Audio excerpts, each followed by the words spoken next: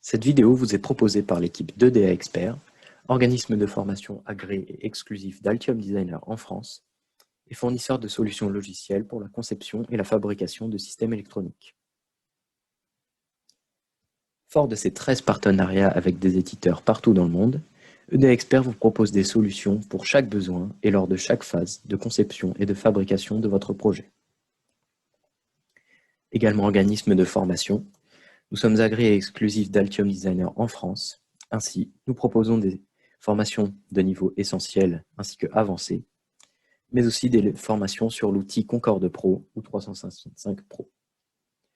Nous proposons également des formations métiers sur des aspects techniques sur les cartes, tels que l'aspect high speed et l'aspect thermique. EDA Expert vous accompagne dans votre projet grâce à l'expertise de ses équipes techniques et commerciales. Notre but est de vous accompagner au mieux en mettant à votre disposition de la documentation, des tutoriels, des vidéos et une hotline. Tout ça en français et bien sûr tout en gardant un lien constant avec nos éditeurs. Bonjour à toutes et à tous et bienvenue dans cette nouvelle vidéo qui parlera de l'association de PCB. Pour cela, je vais vous parler d'une solution qui s'intitule Contrast et qui est fournie par l'éditeur HDLWorks. Dans cette vidéo, nous allons appuyer sur un contexte multicarte. Par exemple un ordinateur ou tout système embarqué qui embarquerait plusieurs cartes. Dans ce contexte-là, nous avons besoin de vérifier les connexions qui se font entre toutes les cartes du système. Et pour cela, nous allons présenter la solution Contrast. Pour réaliser cette vérification, nous n'avons besoin que des fichiers CSV qui étaient présents lors de la conception de cette carte. Et si besoin, si par exemple nous avons un FPGA dans cette carte, nous avons besoin du fichier PIN. Ensuite, nous avons besoin de connaître les connexions principales qui se font entre ces cartes. Et nous avons besoin d'avoir accès au fichier de téléchargement de Contrast. Passons tout de suite à la création d'un projet. Cliquez ici, pouvoir donner un nom à notre projet, pourquoi pas le nom de l'utilisateur, pour agir sur les conditions de cette analyse et ajouter les PCB au système. Donc pour cela, nous allons appuyer sur New, donner un nom, par exemple main, et aller chercher les netlists dans l'ordinateur. Voici à quoi va ressembler la hiérarchie entre nos cartes une fois le système assemblé. Donc, nous avons une carte main, une carte d'auteur, et ici le chemin pour aller chercher ces cartes-là. Dans Program Files, HDLWorks, Contrast version 2, Contrast Tutorial, et nous avons ici nos cartes. Nous allons maintenant appuyer sur OK et observer certains changements dans notre projet. Tout d'abord, il va nous demander de choisir si nous voulons faire des connexions tout de suite. Nous allons répondre non afin de faire quelques paramètres avant l'analyse. Nous voyons tout d'abord tous les connecteurs et composants qui ont été rajoutés sur cette colonne de gauche. Nous voyons également dans la console que les fichiers ont bien été traités, donc pour la carte mère et la carte fille. Et maintenant, nous pouvons agir sur la détection de ce qui est un connecteur qui sera différencié par cette icône, ou un composant, un microcontrôleur, une résistance, une inductance, avec les icônes qui sont ici. Ici, il s'agit en l'occurrence d'un microcontrôleur. Nous observons ici que tous les connecteurs sont différenciés avec un J en préfixe et que ici, les trois n'ont pas été détectés correctement. Pour cela, nous allons aller dans les propriétés de la carte fille, dans PCB Netlist Pattern, et nous allons pouvoir modifier cette case-là pour modifier la détection automatique des composants. En utilisant ce pattern, nous allons pouvoir détecter correctement ces connecteurs en appuyant sur OK. Et voilà les connecteurs qui ont été détectés automatiquement. Une fois cette étape effectuée, notre review ici est en bonne forme. Nous allons donc pouvoir connecter ces composants.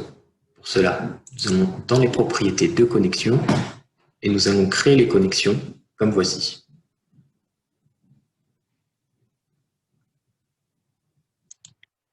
Grâce à cette fenêtre, nous allons donc pouvoir définir de nouvelles connexions pour notre système. Il suffit d'appuyer sur New, de choisir le nom de cette connexion, le connecteur qui sera affilié à la carte main et le connecteur qui sera affilié à la carte fille. On appuie sur OK et ces connexions vont se faire et nous faire un rapport sur l'état de ces connectivités. Nous pouvons observer que l'analyse présente certaines erreurs sur chacune des connexions. Nous allons pouvoir les passer en revue ici sur la fenêtre de détail de ces connexions. Ces connexions seront régies selon un code couleur. Par exemple, en vert, les connexions qui sont implicites, donc qui ont été soit acceptées par l'utilisateur, soit selon certaines règles qui ont été définies par l'utilisateur. En noir sont les connexions qui sont correctes, qui correspondent exactement à ce qui est requis pour faire la bonne connexion. Ou en rouge sont des connexions qui présentent potentiellement des erreurs. Nous allons pouvoir agir sur ces règles en allant dans la fenêtre Matching Rules et en générant tout d'abord des règles. Nous voyons ici que certaines règles ont été générées en fonction des noms qui sont attribués aux pins de chacun des composants. Nous pouvons également créer de nouvelles en appuyant sur New et en agissant sur les noms qui vont être ajoutés. On peut également supprimer certaines règles et appuyer sur OK. En faisant cela, certaines règles en rouge sont passées en vert car elles sont passées en mode, disons, implicite et qu'elles ont été acceptées. Il est également possible d'accepter un mismatch en faisant un clic droit sur la règle sur laquelle nous voulons agir et faire Accept Mismatch. Suite à cela, nous allons pouvoir regarder l'onglet Connection Trace qui va permettre, lui, de regarder les signaux qui relient chacune des cartes. Donc ici, les signaux d'alimentation, par exemple, ou des signaux de données. Nous allons pouvoir passer également à l'onglet Netlist View qui va lui permettre de mettre en valeur les pins qui seront reliés entre chaque carte. Nous allons donc pouvoir observer les pins qui sont reliés entre la carte mère et la carte fille. Par exemple, en cochant la carte fille, nous ne verrons que les signaux qu'ils ont en commun. Ce qui nous permet de ressortir 284 nets sur 1001.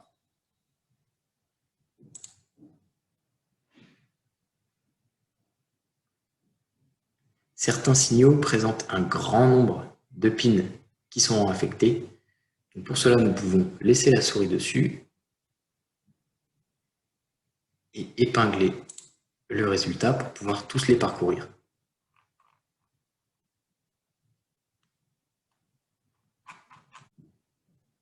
Si dans notre système, nous avons besoin d'utiliser un FPGA, nous pouvons convertir l'un des deux microcontrôleurs ici en FPGA. Prenons par exemple ici U4. Donc clic droit dessus, puis dire que c'est un FPGA, lui donner un nom, ici en l'occurrence c'est un Cyclone 3, et nous allons chercher son fichier PIN.